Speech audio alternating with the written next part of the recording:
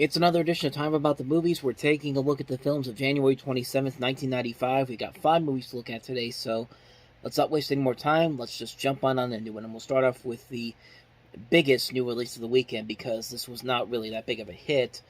And supposedly it was supposed to be the last film of this series, but yes, again, it's Highlander 3, The Final Dimension, or as it's called in other places, Highlander 3, The Sorcerer. I almost said socialer. From the dawn of time we came, moving silently among you. Immortals. Throughout the ages, he has traveled through time, fulfilling the prophecy that there can be only one.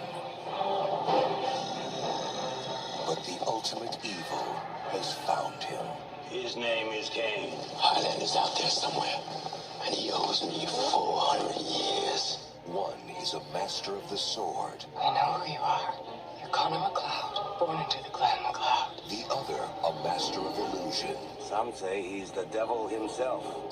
Two enemies from another time are about to collide in this one.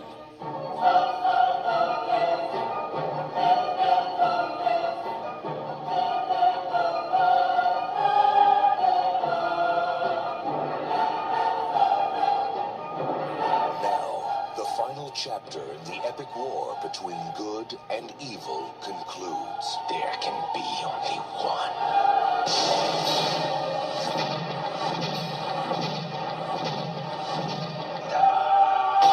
Highlander, The Final Dimension. You know, just because that music was so badass on the trailer for Excalibur doesn't mean you have to put it onto every single fantasy action adventure film and think it's going to be something amazing. And it's just not, especially with the Highlander series, which, man, did this series take a step down in quality with every single film. I mean, Highlander was a decent action film, but that was mostly because you had a badass soundtrack by Queen. Highlander 2 was a complete mess, and just when you think they couldn't get any stupider than that, Highlander 3, The Final Dimension, which, you know, for a couple of sequels that are notoriously known for being so terrible, they sure spent a lot of money on doing absolutely nothing, because where did the $34 million for this movie go to? Because, I mean, you could say the special effects were a huge part of it, but for $34 million, you better have better special effects than what we just saw there, because, holy mother of God, that looks awful. And, needless to say, this is a movie that, it's not quite as terrible as The Quickening is, but it's pretty damn close. I mean, it's nothing all that interesting that we haven't seen done to death over and over again. And there's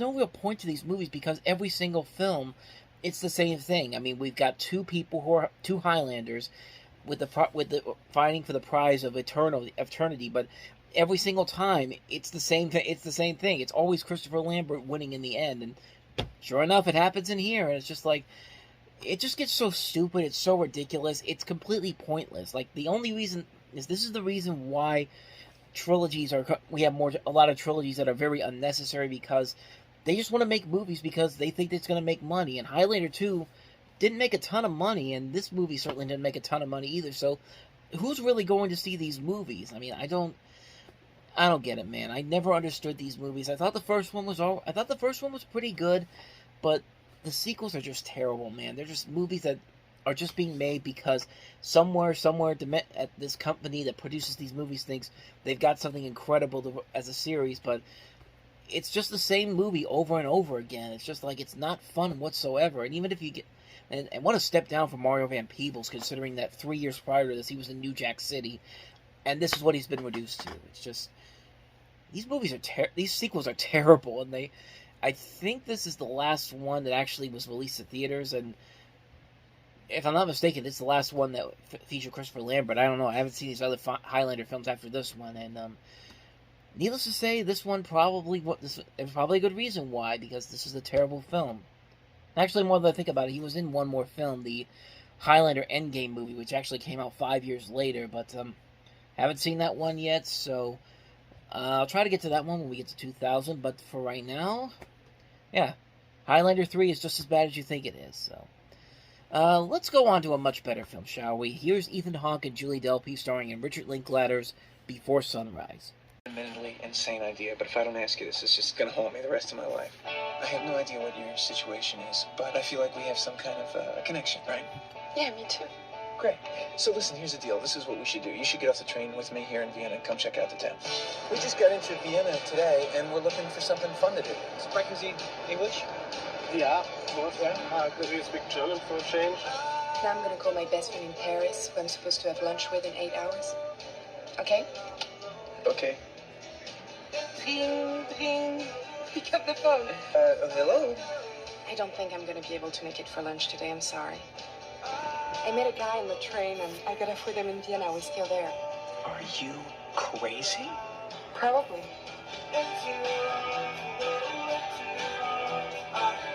He has beautiful blue eyes, nice pink lips, frizzy hair. I love it.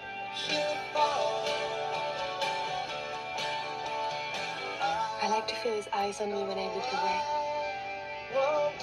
You couldn't possibly know why a night like this is so important to my life right now. But it is. Since we're never going to see each other again, I don't think we should sleep together. Let's see each other again. I don't want you to break our vow. Just so you can get laid.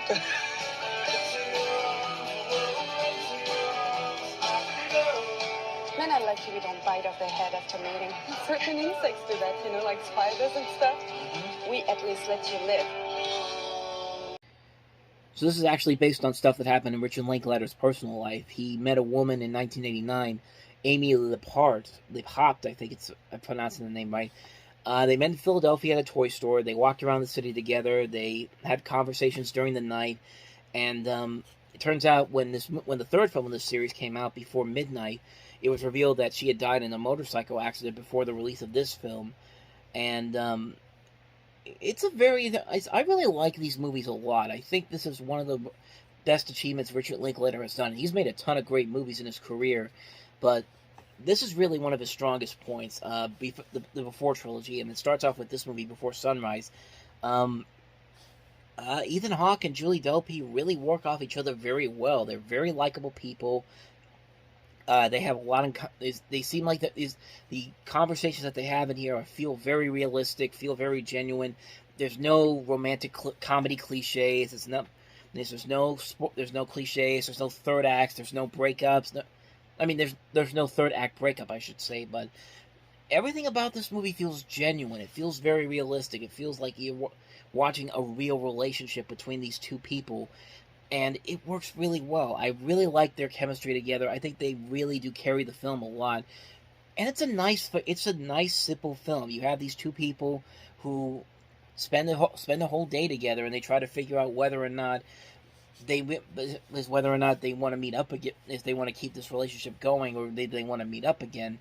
And the way the film does this is so well done. It's very well done, mostly because of what Hawke and Delpy really bring to this. And I just love these movies to death, man. I really love these movies. I like the realism in the relationship and the chemistry, the way they talk to each other, the way they just explore things around in town. It's just a phenomenal film. It's a nice, comfortable film, and it just really works so well.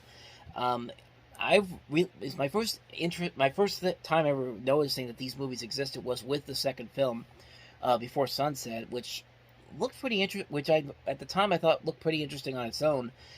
And it took me a while to actually get into watching these movies, because I didn't really see them until about maybe 4 years after Before Midnight came out. And I'm glad I did, because these movies really are good. They're very nice films.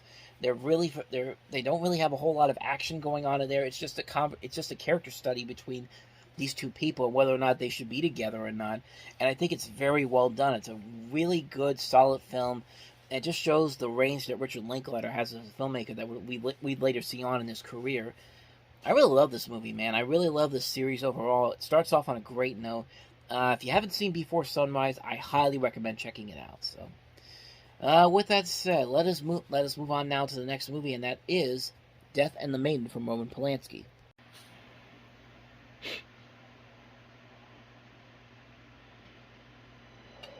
I'm really sorry for all the trouble I put you to. No problem. Thanks again. to help me. Yeah, flat in this. Can you believe it?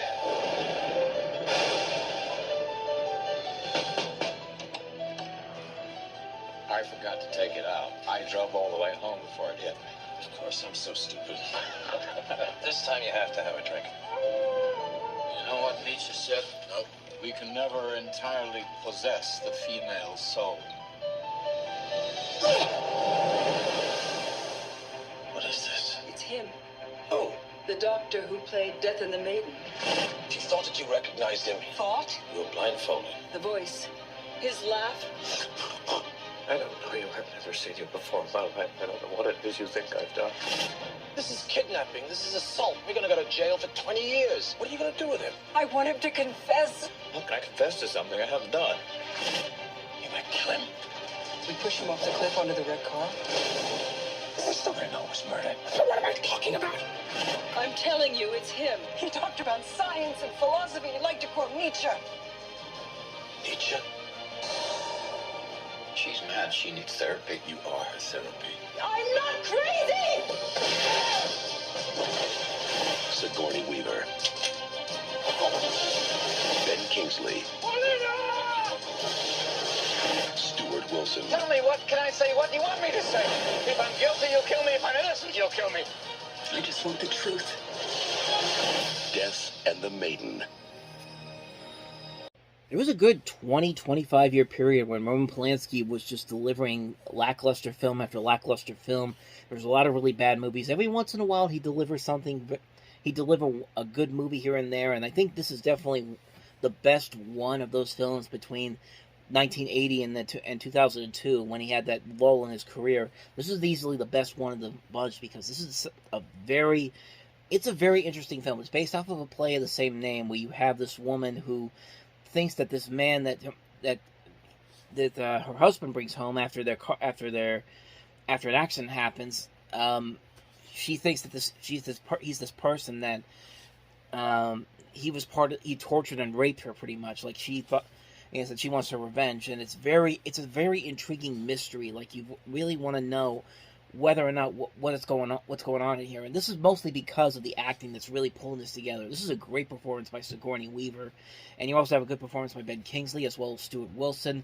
It's a very solid film. It's a very good mystery. You really don't know how it's going to turn out in the end. Like, what's the end result going to be, and you're just along for the ride. It's just such a great movie, a very underrated gem from Polanski, and just a terrific film. If you haven't seen it, I highly recommend checking it out, because this is one of those real surprises that really took me by surprise, because I saw it on a blind view, and I was pleasantly surprised by what I saw by it. It's terrific little underrated film. Definitely check it out. Roman Polanski's Death and the Maiden. So, moving on to the next movie, and that is the comedy Miami Rhapsody. I'd say I'm experiencing a dry spell. So you're married? No, not yet. Gwen is having second thoughts about her relationship. 50% of all marriages end in divorce. Yeah, not to mention all the ones that end in gunplay. But then so are her parents. I mean, Dad, if anybody's happily married, it's you and Mom. He thinks I'm having an affair? I have to admit, I'm stunned. I told him he was crazy. I mean, that your father could be so perceptive. Her brother. He cheated on me with my best friend. I need sex, Gwen. I understand. I need a lot of sex. Okay, but you have to have it with another person? And everyone else in Miami. My head is spinning. What Gwen is learning about love is turning her world upside down. Well, it's true. And she's learning more about her mother's lover than she cares to know. I think he's got tattoos in strange places. They flap or fly or something. You really think I'm some kind of pervert, do you? Miami Rhapsody, a sexy new comedy filled with laughs, romance, I don't make too much noise. No, I love all that screaming. Makes me feel like Michael Bolton. and the kind of fun most married people can only dream about. Sarah Jessica Parker, Antonio Banderas, Mia Farrow. Maybe some people just fall in love a lot. You slept with your partner's wife? You're like a nuclear menace. Your warhead should be dismantled. Miami Rhapsody. So when you guys get married? This is one of those movies where I always see it whenever it's like if you go to a $5 bin at Walmart, or when they had like the the little bins up at the registers at Kmart, you'd always see this with all the other Mill Creek titles. It's like a movie that just feels like it was placed in the dumpster bin. It doesn't really have that much of a lasting impact to it, but I mean, you see the names involved in here: Sarah Jessica Parker, Antonio Banderas, Gil Bellows, Mia Farrow, Paul Mazursky, Kevin Pollak, Carla Gugino, Naomi Campbell, Jeremy Piven, Donald Logue's in here as well. And I didn't think the movie really had much of a lasting impact, what I remember seeing the previews for it as a little kid. But I didn't even think it was that big of a hit, honestly. But every time you go to a bargain bin or you see a whole bunch of titles from Mill Creek, it's always in there. It's got DVDs, Blu-rays. I mean, I'm guessing it has a legacy to it. I've never honestly seen it.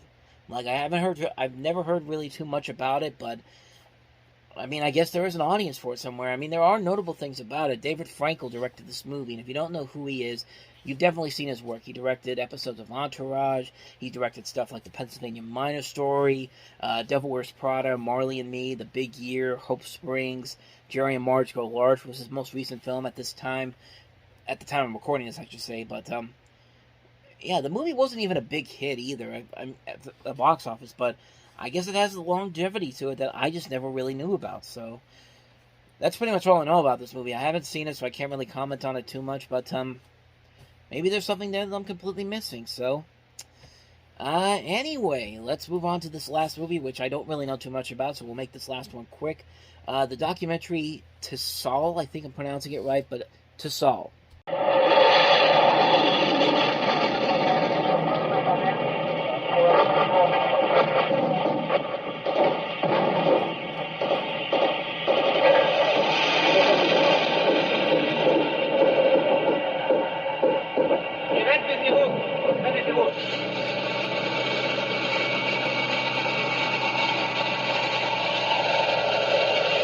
Do you like tanks?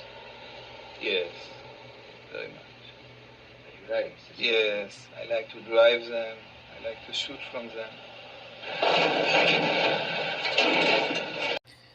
So basically, this is about an in-depth examination of the Israeli Defensive Forces and what is demonstrated about Israel's national identity. It's a documentary. It runs for 5 hours and 16 minutes, as I'm looking at it here on Google, because this doesn't have a Wikipedia page for it, so I have to look up as much as I can, so I have to go to Google to do it. That's pretty much all I know about it. I don't really know too much about it. I haven't seen the film, so I can't really comment on too much, but, I mean, it's got some decent rating numbers. I'm looking at it on IMDb right now. 6.4 out of 10, 3.6 out of 5 on Letterboxd. I wish I could give you more about it, but that's pretty much all I know about it. It was released in theaters this weekend. That's pretty much all I can give you. I wish I could give you some more information, but that's pretty much all I got for you on that one. So that is Tsahal. So on that note, we wrap up another edition of Time About the Movies. We'll jump into February on the next episode with 5 movies, including Whoopi Goldberg, Mary Louise Parker, and Drew Barrymore in Boys on the Side, The Jerky Boys, the movie, Sam Neill and John Carpenter's In the Mouth of Madness, The Secret of Roland and Enosh, and also Martha and Ethel. So 5 movies to look at next time around. We'll do that on the next episode. But until then, thank you very much for watching, and if you want to see more videos like this, please hit the playlist on the next page, check out the previous episode, and I will see you guys tomorrow for another episode. So thank you for watching, I'll see you next time, and until then, as always, take care.